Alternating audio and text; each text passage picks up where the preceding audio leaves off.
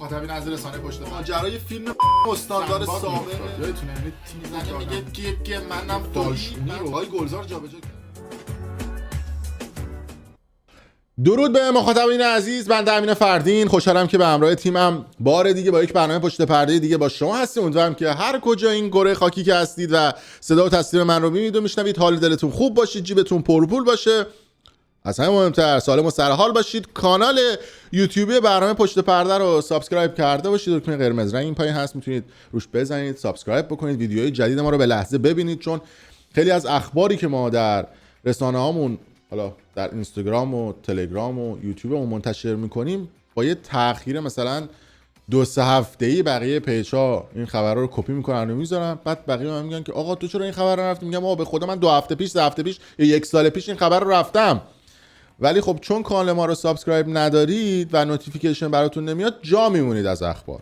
مثل همین ماجرای ازدواج این چهره جناب آقای محمد رضا گلزار که امروز راجع به جزئیات بیشتر ایشون و همسرشون آیسان به شما خواهیم گفت که اصلا چجوری با هم دیگه آشنا شدن و چه اتفاقی افتاد و ماجرای آشناییشون چی بود. چون من یه دونه کوئسچن باکس توی پیج اینستاگرام خودم گذاشته بودم که حالا پیج اینستاگرام این زیر گذاشتم که ببینید، خیلی برای من دایرکت و پیام اومده بود که آقا اینا چجوری با هم دیگه آشنا شدن. خلاصه خیلی سوالات عجیب و غریبی بود، مثلا دانویسش کی بوده، چجوری نمیدونم این آیسانه تونسته دوست پسر رو به شوهر تبدیل بکنه، نمیدونم نحوه آشناییشون چی بوده، وضعیت مالیش آیسانه چجوریه. خلاصه خیلی سوالات این تیپی زیاد پرسیدن که امروز راجع به جزئیات ازدواج آقای گلزار صحبت خواهیم کرد. از اون باحال‌تر هم این هستش که یه عده اومدن کامنت گذاشتن که آقا موضوعات مهمتری هم هست، قیمت یورو و دلار و نمیدونم مسکن و گرونی و فقر و بدبختی و چیزهای مختلف توی مملکت وجود داره، شما گیر دادی به گلزار. بعد خدمت این افرادی که کامنت میذارن و بقیه برا بچه هم میان اون کامنت رو لایک میکنن، بعد عرض بکنم که دوستان عزیز اگه یه سری به کانال یوتیوب برنامه پشت پرده بزنید متوجه میشید که ما مثل سوپرمارکتیم، یعنی همه موضوعات رو توی کانال یوتیوبمون مطرح میکنیم.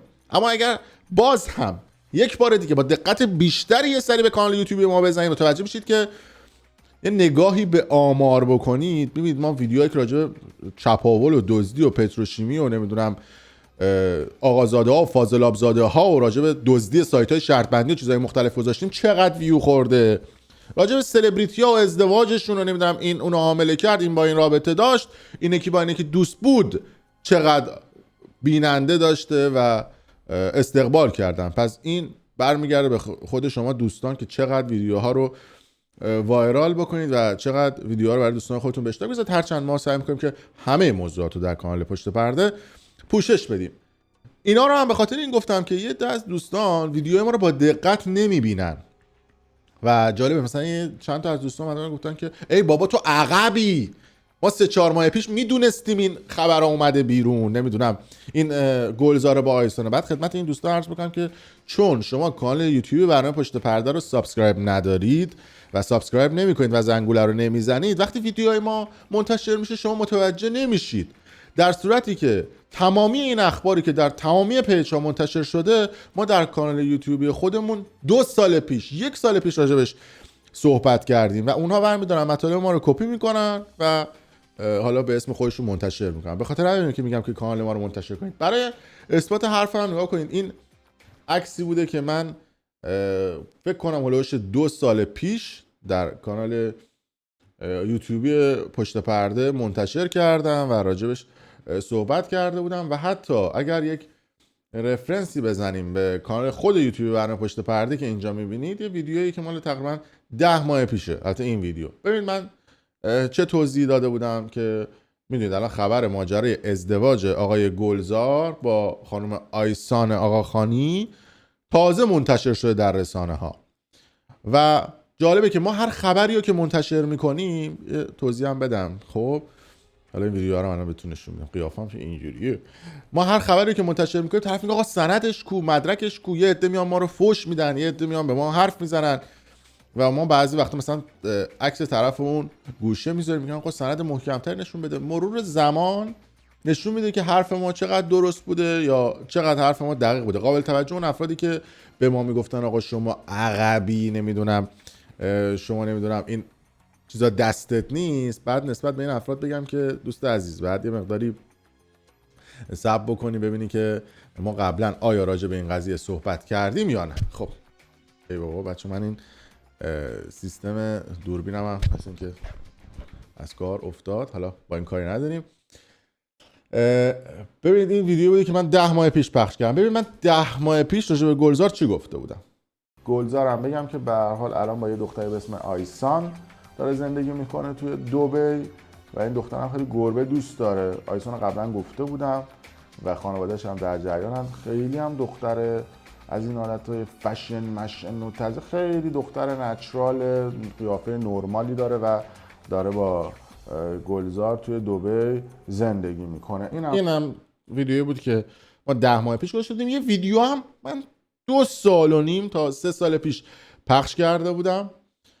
میبینید اصلا کیفیت ویدیو، بک‌گراند قدیمی برنامه پشت پرده و چیزهای مختلف. ببینید من 3 سال پیش میشه گفت تقریبا. آره این ویدیو تقریبا مال قبل از کرونا این چیزا، تقریبا بیش از 3 سال هستش این ویدیو ازش گذاشته. ببینید اینجا راجع به گلزار من چی گفتم. رضا گلزاره، ما خیلی توی برنامه‌های قبلی هم راجع به ایشون صحبت کردیم. قبل از اینکه من راجع به ایشون صحبت بکنم این عکس رو مشاهده بفرمایید. یعنی اصلا من ناراحت میشم که فکر کنید این عکس رضا گلزار از پشته و حالا این یکی هم ببینید. این تصویرهای آیسان هستش توی دبی. این خود آیسانی که گفته بودم که چندین ساله داره با گلزار زندگی میکنه. خب در این دو تصویر ایشون با این دختر 21-22 ساله جوون، چون گفتم دیگه معمولا با سن پایینا میپره، با 16-17 ساله ها. اگر خیلی‌ها نمیدونن بدونن که رضا گلزار با برای بچهای 16-17 ساله میپره و در حال ذکر و نیایش هستن. و در این ویدیویی که میبینید ایشون دارن در مسجد رو باز میکنن. اصلا ناراحت میشن که در هتل رو دارن باز میکنن در دبی و این تصویر همین چند وقت پیش گرفته شده و به حال ایشون توی صنعت سینمای ایران با ذکر گفتن اومدن بالا و همه این افرادی هم که بردن و بهشون آموزش ذکر گفتن رو یاد دادن، اینا همه با دعا و نیایش بودی که کرده. خب خیلی خب، اینم در خصوص افرادی بود که میگفتن آقا شما یکم عقبی این صحبتام خواستم بگم که شما یه مقدار یه سری بزنید به آرشیو برنامه پشت پرده و در یوتیوب برنامه پشت پرده راجع به همه موضوعات، اگر نگاه کنید بیش از 1000 خورده ویدیو اونجا هست و ما راجع به همه موضوعات صحبت کردیم. اما در خصوص آیسان حالا یه نکته بگم که تو استوری من گفتم که ایشون متولد 75، اشتباه کردم، ایشون متولد 76 و تقریبا ناقابل 19-20 سال از آقای گلزار کوچیک‌تر یه چیزی تو مایه‌های شوگرددی و اینا محسوب میشه برای ایشون. و اگر بخوام خیلی به این قضیه با رفرنس نگاه بکنم، قدیم آقای گلزار یه دونه فیلمی بازی کرد به اسم گل یخ. این دختره که تو این فیلم نقش دختر گلزار رو داشت ایشون متولد 76 بود. یعنی شما برای درک این قضیه متوجه میشید که این دختره که متولد 76 چه اختلاف عجیبی با گلزار داره. دیالوگاشون هم ببینیم جالبه. حالا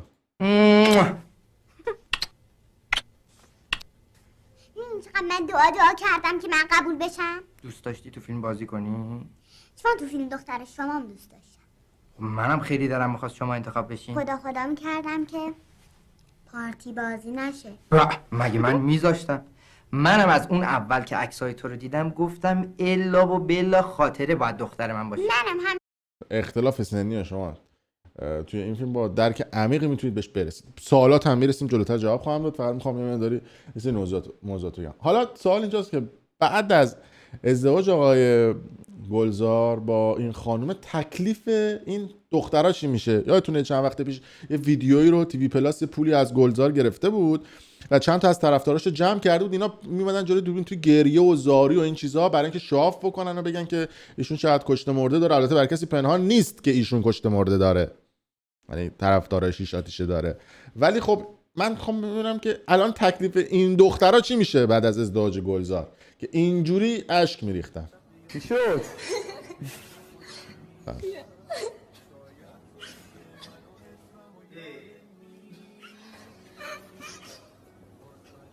بچه ها تصور اصلا واقعی نیست. تصورش هم سخته. ای ایشون نباشه منم نیستم. جان اون خانم نگفته دوستان مشاهده میکنن که چی شد الان. طاقت فرسا اصلا نمیشه، دوام نمیشه، اصلا نمیشه.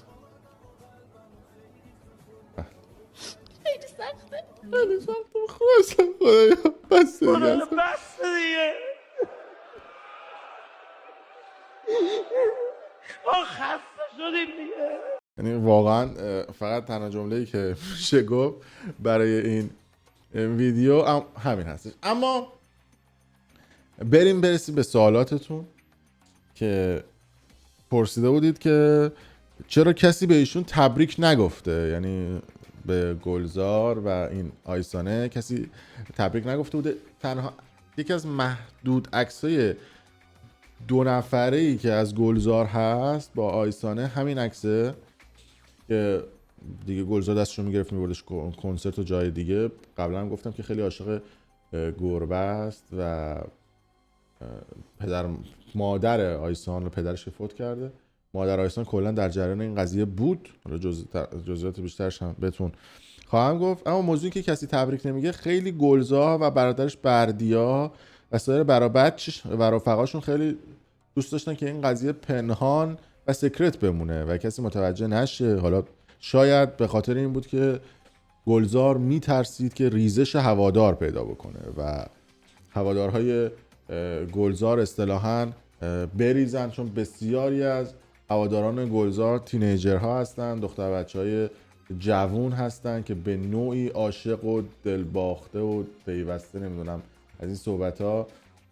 حالا من برای این قضیه هم میخوام رفرنس بزنم به این کامنتی که وجود داره که خیلی اصلا کامنت های عجیب غریبی میومد و یه در برد به بهت و ناراحتی. و جالبه که فن پیج های گلزار هم گفتن که ایشون وقتی که ازدواج کردن شما نگران نباشید، همچنان ابراز علاقه بکنید. پیام اینور بعدن خودتون ویدیو رو استاپ کنید کامل میتونید بخونید. و گفته که حتما این موضوع رو با خانومشون در میون گذاشتن و ما طرفدار خانومش هم میتونیم همچنان به فعالیت خودمون ادامه بدیم. و خلاصه دیگه چیز عجیب غریبی دیگه. یعنی میخوام به شما بگم که اتفاقا این آیسانه کاملا در جریان همه کارهای اداری گلزار بوده، حالا از دختربازی یا چیزهای مختلفش. یعنی تو همون برهه‌ای هم که با گلزار آشنا شد، تیک و تاکی هم با ترلان پروانه میزد و تو خبرام اومده بود که گلزار ارتباطی با ترلان داشته، حتی ترلان حامله شده بوده و بچه‌شو انداخته بوده مثل بعضی از کسای دیگه. و اون موقع حتی در اوایل آشناییشون گلزار به شدت از این چیزها مصرف میکرده، ولی خب الان 1-2 سالی هستش درگیر ورزش شده و گویا حالا هر روز ورزش میکنه، اما قبلش به شدت درگیر مصرف موادهای مختلف بود. حتی اینو میتونید تو ویدیوهای مختلف از حالت چشماش یا فرم لبهاش متوجه بشید که از رژ لب استفاده میکرد یا چیزهای دیگه که حالا معلوم نشه این قضیه. و اوجش هم توی زمان مسابقه برنده باش بود که از شبکه 3 پخش میشد، بعدش شد میلیونر شو، فکر کنم سال 97-98 بود که این مسابقه پخش میشد و بعد از اون هم جلوش گرفتن و پخشش متوقف شد و رفت توی پلتفرم های اینترنتی. اما خب آیسان هم یکی از طرفداران گلزار بوده، چون خیلی از دوستان میگفتن که آقا این قضیه چی بوده. یکی از طرفدارای گلزار بوده و گویا مادرش هم تو کار دعا و دعانویسی هم هست. حالا من اعتقاد ندارم و اینا خودم، ولی خب گویا تونسته بوده دیگه دوست پسر رو به شوهر تبدیل بکنه، موضوعی که خیلی از دخترها باهاش به عنوان یک مشکل دست و پنجه نرم میکنن. خیلی از پسرها بزن درا شدن و رفتن. اما خب به حال گلزار من تا جایی که میدونم یک رفتار عجیب و غریبی هم مثلا با دخترها داره. نمیدونم تو خونه باید گوشیشون رو بگیره ازشون، نباید فعالیت اجتماعی داشته باشن. و حتی این عکس هایی هم که از آیسان بیرون اومده تقریبا عکس های قدیمیه و حالا اینکه حالا عکسای گوگلش چیزای مختلف بود که من داشتم سرچ میکردم، ولی خب اکثر این عکسای قدیمی هستش که از گلزار اومده بیرون. اما در خصوص وضع مالی دوست دختر گلزار میگن که وضع مالی خوبی نداشته و توی کار مدلینگ عکاسی بوده و حتی برادر آیسان و اسم واقعیش هم آیسانه، چون چند جای دیگه مثل اینکه گفته اسمش معصومه است، اما من حالا تا جایی که